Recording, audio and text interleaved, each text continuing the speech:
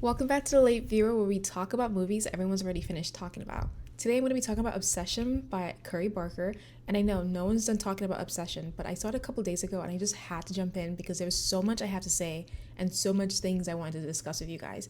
So let's get into today's video. So first, I want to introduce the concept of cosmic transaction. So we first encounter cosmic transaction in the short story The Monkey's Paw by W. W. Jacob. Essentially what happens is that you get your wish, but you get your wish at the expense of something else. And so this concept is played on in Obsession, but it's so different. It's not like a monkey's paw where you ask for something and something else happens to get you that wish. No, it's very straightforward, but the only thing is that there are rules to this wish. You can't wish for the dead to come back. You can't manipulate someone's mind. You can't ask someone to love you. And that's essentially what Bear does. He asks Nikki to love him. Nikki doesn't have any love for him. Nikki does not love him. She sees him as a brother. And we see this also in the later scenes where Sarah says, like, in fact, Nikki doesn't even like you. She thinks of you as one of the bros. But because the one wish willow grants you the wish that you want despite whatever the wish is, in order to grant Bear his wish, Nikki's mind is pretty much rewired and she's pushed out and something else takes over so that Bear can get what he wants. Okay, so I want to talk about the scene where they're at the bar, and I think that this scene is very important because this is the first scene that we are introduced to get an idea of Bear's personality. And maybe I looked too much into it, but this is how it came off to me. And I just also want to give props to the actors because I want to say that he executed this very, very well. I feel like because of how he played his character, I was able to pick up on these cues. And so first I want to talk about how Ben came off.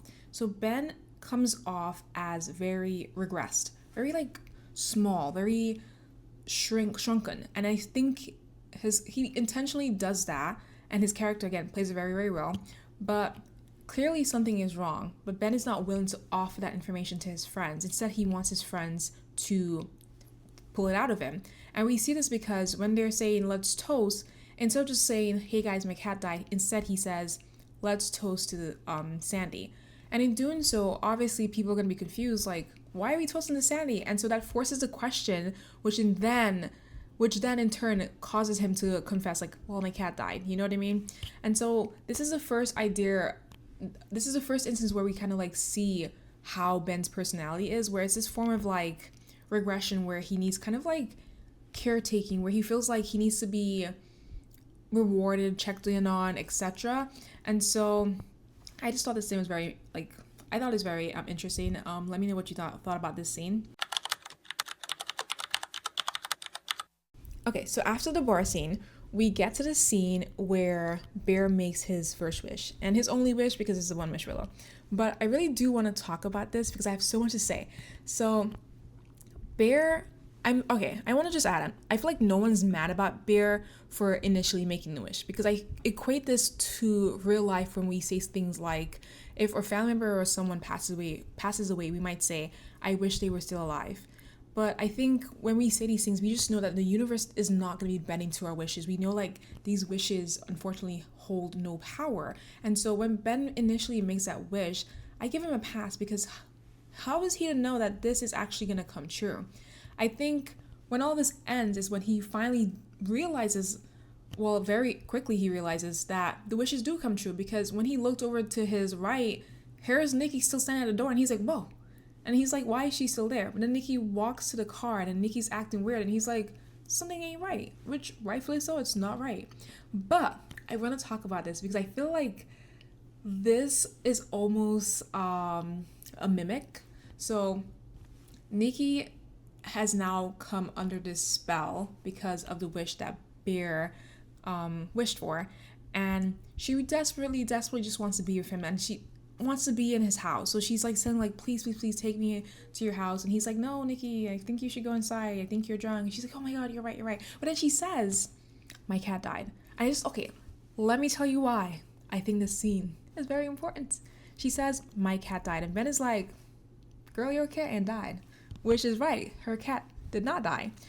But I think, and I could be reaching, I think that the entity, or whatever you want to call it, that has now taken over Nikki in trying to desperately convince Ben to take her home, she is trying to like mimic things, like natural things that she thinks would work on someone.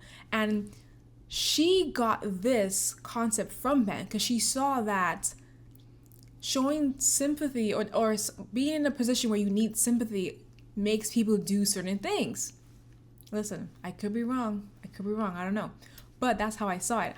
I thought that she learned this behavior from Ben when he was in the bar and he was like, my cat died. And she saw, okay, everybody's being all sympathetic towards him.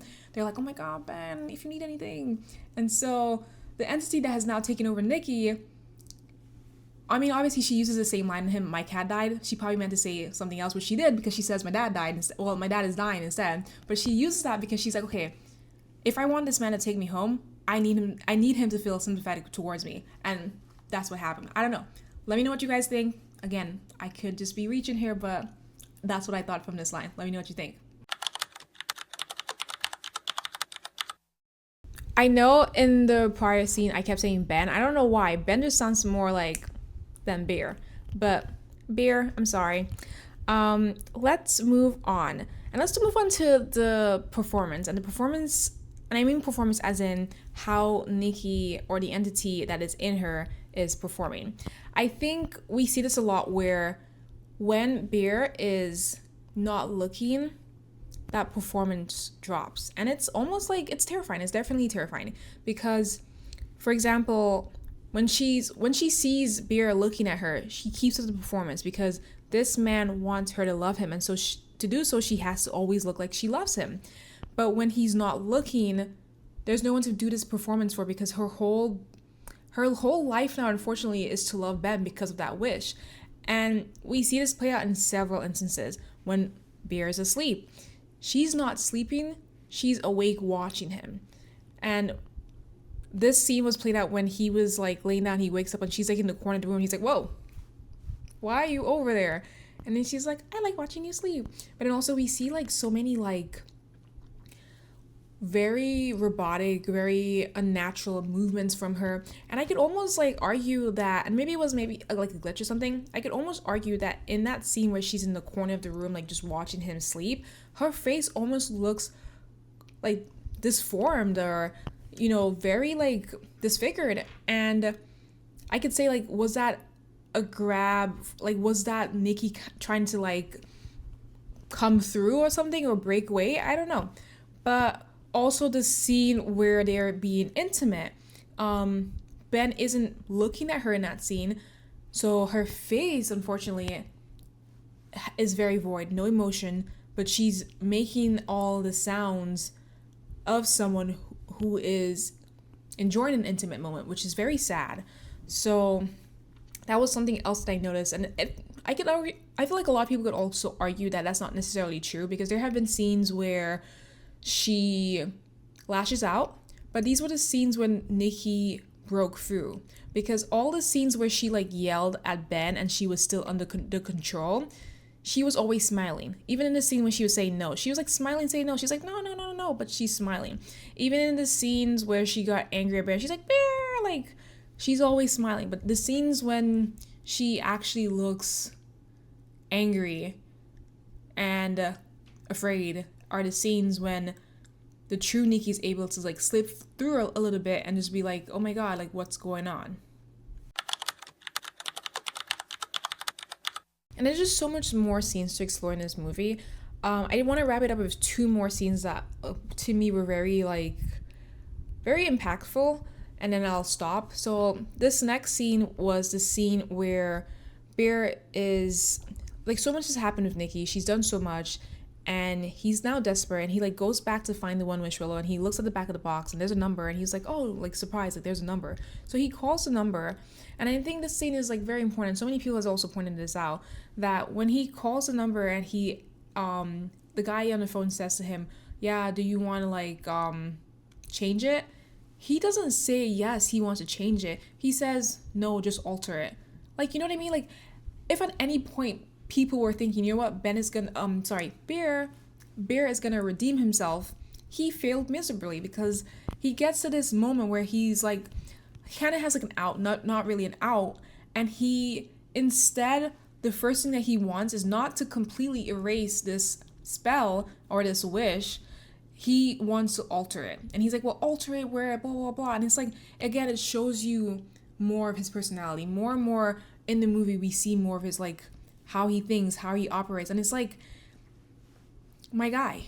But then also, to tie that scene into another scene, and this is not the last point I wanted to make. So to tie that scene into another scene, I want to talk about the scene where movies, this is also a very important scene. I feel like this ties into so many movies, horror movies, and like some of the themes that they explore and stuff. It's like the idea of like when the being is asleep, now the real person can like, surface, etc. So Nick is asleep and Bear gets out of bed and she like says, please kill me. Like her real self is finally slips through to talk to him, and she's pleading with him to kill her because that's how like miserable she is. Like she is miserable and torn apart and she's helpless. And again, this man says to her something along the lines of, is it so wrong to be with me? Like, my guy, it's, come on. Alright guys, so this is the end of this video. I hope it wasn't too long, but there's just like so much more to talk about. I honestly genuinely believe that this was like such a well executed movie. Like I loved everything about it. I loved like the actors, the actresses. I just love this movie. I would love to have a discussion about it, some things that you guys noticed that I didn't notice. So comment down below. But thank you so much for watching, and I will see you guys in my next video.